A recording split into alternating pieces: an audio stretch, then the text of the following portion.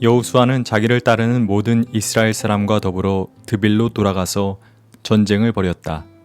그는 그 성과 왕과 그의 모든 성읍들을 점령하고 칼로 쳐서 그 안에 사는 모든 사람을 전멸시켜서 희생제물로 바쳤으며 한 사람도 살려두지 않았다. 그는 헤브론과 림나와 그 왕에게 한 것과 똑같이 드빌과 그 왕을 무찔렀다.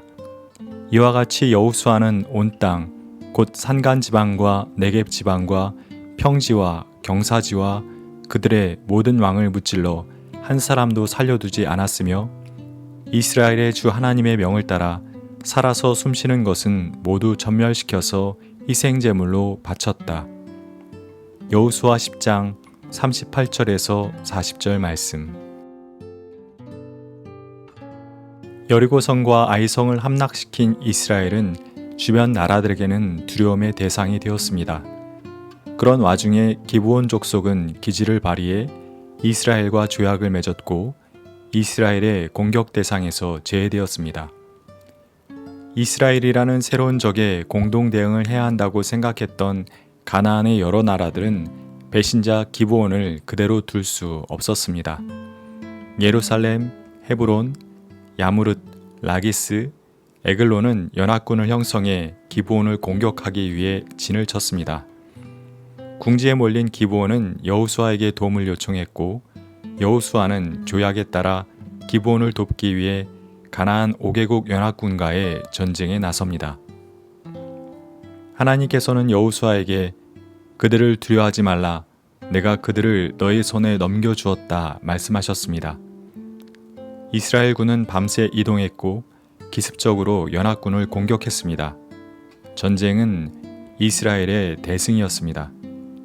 이스라엘군은 가나안 연합군을 무찔렀는데 여기엔 하늘의 도움이 있었습니다. 하늘에서는 우박이 내려 적군에게 큰 피해를 주었을 뿐 아니라 전쟁에서 승기를 잡은 여호수아가 적을 모두 무찌르기 전까지 태양에게 멈추지 말 것을 명하자 태양이 잠시 멈추었습니다. 하늘에서 우박이 내리고 태양이 멈춘 것은 자연의 이상현상이 아니라 하나님의 역사하심이었습니다. 여호수아가 이끄는 이스라엘군은 막게다 성읍을 점령하고 칼로 그 성 안에 있는 모든 사람을 전멸시켜서 희생제물로 바쳤으며 산 사람이라고는 하나도 남기지 않았습니다. 그리고 림나도, 라기스도, 에글론도, 헤브론도, 드빌도 그와 같이 무찔렀습니다. 그런데 여호수아서는 두세 절이면 기록할 수 있는 승전 기록을 16절에 걸쳐서 길게 기록했습니다. 이스라엘이 어떤 도시를 무찌르고 그 성 안에 있는 모든 사람을 전멸시켜 희생제물로 바쳤으며 한 사람도 남기지 않았다는 이야기를 도시 이름을 바꾸어 가면서 8번이나 반복 서술하였습니다. 이런 서술 방식은 이스라엘만의 서술 방식은 아니었습니다. 본국의 승전을 강조하고자 했던 고대 근동 국가들의 공통된 역사 서술 방식이었습니다. 여호수아서 10장에 나오는 이스라엘의 승전 기록은 기쁘지만은 않습니다. 오히려 불편한 부분이 있습니다. 이스라엘이 적국을 치되 한 명도 남기지 않고 전멸시킨 것은 신명기 7장 2절의 말씀에 따른 것입니다. 주 당신들의 하나님은 그들을 당신들의 손에 넘겨주셔서 당신들이 그들을 치게 하실 것이니 그때 당신들은 그들을 전멸시켜야 합니다. 그들과 어떤 언약도 세우지 말고 그들을 불쌍히 여기지도 마십시오. 전멸시켜라.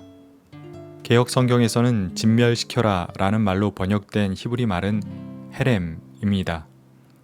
그런데 다른 신을 믿는 자는 한 사람도 살려두지 말고 모두 죽여야 한다는 헤렘 규정은 예수님의 십자가 정신에 반하는 것이며 모든 생명이 평화롭게 살기를 소망하는 이들에게 받아들이기 어려운 규정입니다. 그리고 역사에 있어서도 헤렘 규정은 많은 아픔을 만들어낸 규정이기도 합니다. 기독교 초기 사상가였던 마르시오는 이 본문을 들어 구약의 하나님을 악한 신으로 규정하기까지 했습니다.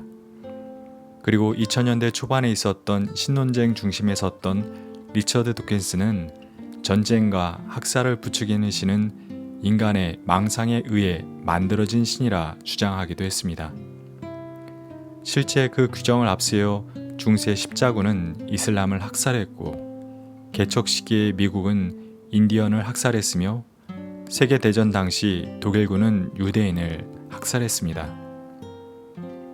신명기와 여호수아서에서 명하고 있는 헤렘의 본뜻은 무엇이었을까요? 나와 다른 이들, 나와 종교가 다른 이들 모두를 전멸시키는 것이 하나님의 뜻일까요? 일단 여호수아서에서 언급된 헤렘, 전멸 규정은 실제 전멸로 이어지지 않았습니다. 10장에서 전멸되었다는 족속들은 그 이후에도 계속 등장하여 이스라엘과 갈등 관계를 유지하기도 했고, 때로 몇몇 족속은 왕국 시대에 이스라엘과 우호적인 관계를 유지하기도 했습니다. 성서학자들 중에는 이 헤렘 규정이 이스라엘이 큰 어려움을 겪을 때 그 원인을 적국에서 유입된 우상숭배 때문이라 여기고, 그 적국과의 관계를 원천적으로 차단하기 위해 선포된 말씀으로 보고 있는 이들이 있습니다. 곧 이 전멸 규정은 자신들을 정치, 경제, 신앙적으로 어려움에 이르게 한 적국이 전멸되기를 바라는 소망에서 선포된 말씀이라는 것입니다. 헤렘의 본 정신은 순수성 지키기라 말할 수 있습니다. 귀환기에 활동했던 에스라는 안식일과 유월절을 철저히 지킬 것을 명했으며 이방인과의 결혼을 강하게 반대했습니다.